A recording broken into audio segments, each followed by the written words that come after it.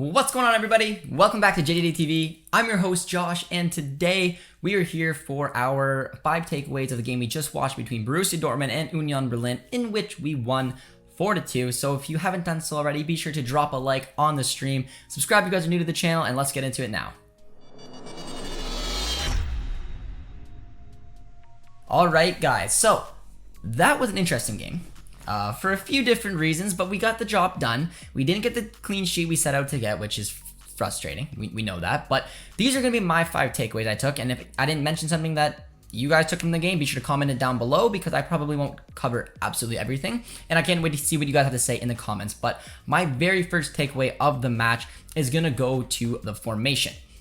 So as we know, this 4-1-2-1-2 doesn't really work out, and also this 4-1-2-1-2 is somewhat sort of play ends up having Mullen play as a left winger, so it's actually like a 4-1-2-1-1-1, something along those. And so it's a very weird, it's been very unorthodox. We haven't found a way to get a system together, and I thought Marco Rose did do very well in the formation today. When I saw that Union Berlin was lining up in the 3-5-2, was not a surprise. But when you play in the diamond and you have a wide formation like that with a 5 across the middle, the wing backs, or even in a 4-4-2, it's very hard to break down and you're very vulnerable to the counter. I think we had to play with a little bit more width today, and we saw Daniel Mullen pretty much touching the left-hand side for the majority of the game, and we even saw Royce, who did come into the middle from time to time, but for the majority of the game, he did play out as a right winger. So it was a 4-3-3 with Mullen and Royce as the 2 wingers and Holland up front, and it looked much better, and you could tell right from the off that Union Berlin just didn't know what to do. Didn't seem like they had a real game plan, anything to really grow on, and ultimately it was just an easy little match for us to get on, and it turned a little bit difficult towards the end, but we got the 3 points, and the first half was really well played from Borussia Dortmund. So I thought the formation today was one to take away, and showing how important actually having wingers to this team will be. So that Hazard's coming back, it's going to be probably a pretty good opportunity for him to break in, especially if we're going to play in a system like this. My second takeaway from today is going to go to Thomas Munier, and I've done a couple of 5 takeaways where I haven't mentioned him in the last because I guess there's other takeaways I wanted to focus on, and you guys are like, Josh, give him some love. The love is here. Thomas Munier played great today. He was unfortunately kind of at fault-ish for the set piece goal that Union Berlin scored from the corner, but ultimately today I think I'm seeing a player who's playing with confidence, that is playing with quality, and it looks like a drastically different Thomas Munier than I'm used to. He is bombing up and down the pitch, which is something I always thought he was good at, but now it's the quality of balls that he's starting to put in the box, and they look 10 times better than they ever did. They're going in with just pure quality, good accuracy. They're finding the heads of players. He's getting assists like no tomorrow. He looks like a drastically different player. And on top of that, one of the goals that we scored that I want to take a look at Thomas Munier's play is the fact that he received the ball, and if it was a Thomas Munier of last year lacking confidence, he more than likely would have went in reverse with it. He would have took the ball, and then instead of taking on the player, would have passed it back to Kobel or to Akanji, and nothing would happen. But instead, this just shows to a player who's playing with confidence. He receives the ball, he takes a nice touch away from an Union Berlin player, takes another touch and goes around a second Union Berlin player, and then picks out a nice pass to Bellingham, which then ends up going into the own goal that Union Berlin scored. And it all happened because Thomas Munier went forward with the ball, that he's playing with confidence, that he's willing to take on players. And yes, I know he was somewhat at fault for the goal, but all in all, I still think he had a really good game today, and the fact that he just looks like a drastically different player than the one that we saw last year, which is something we need. The right back position, it shows how important it is when he bombs up and down the pitch, creates opportunities, and he's just been a real blessing today.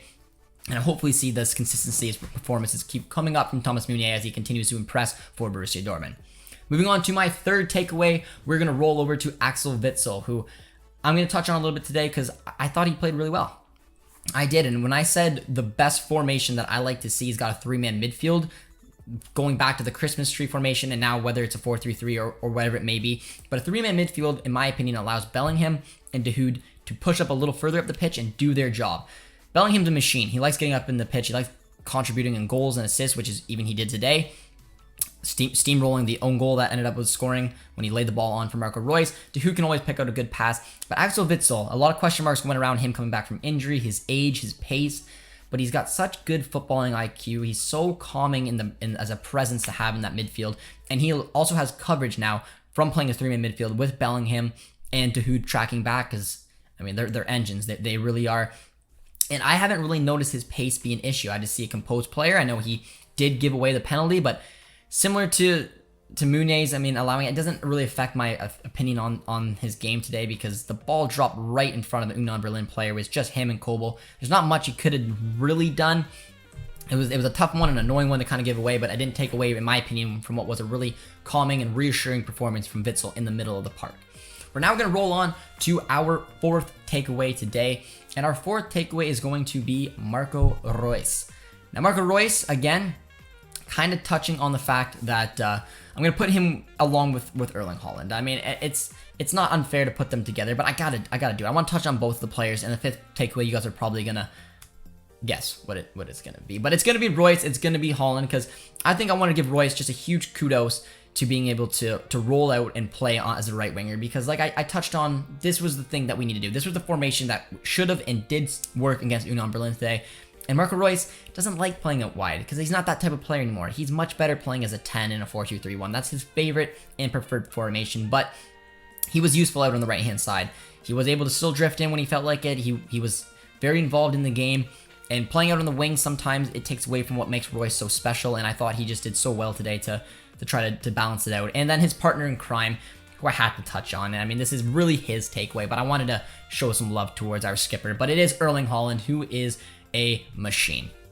He's a goal-scoring machine. I mean, the first goal he scored from the nice cross from Munier. If Munier can keep doing that throughout the season, Haaland's going to have a lot of fun scoring goals.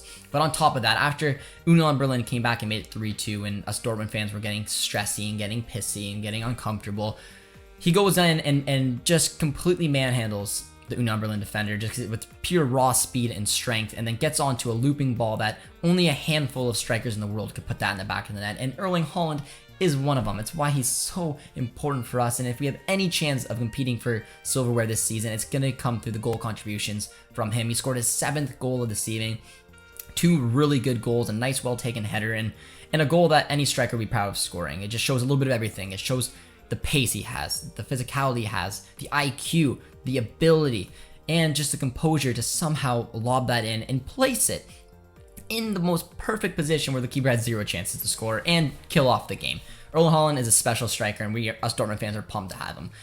Which then leads into my 5th and final takeaway, and this wasn't a perfect game. It wasn't, and it's why my 5th takeaway is a negative one. And it's we conceded. I asked everyone in the watch along, what did you guys want to see today? A maul and goal, yes, but a clean sheet, arguably more important, and we weren't able to find a way to get it done. Now, this was a convincing game. There was no business Union Berlin had to be in this game. And they were for like 30 seconds. Once they made it 3-2, and then we scored right after, it was back and buried. But they should never have gotten that position. We gave away a penalty. Thought it was kind of harsh. It was one of those situational ones. It was a tough one. And then set piece defending. It's something that we got to still kill off. This looked like a game that could have potentially been a clean sheet.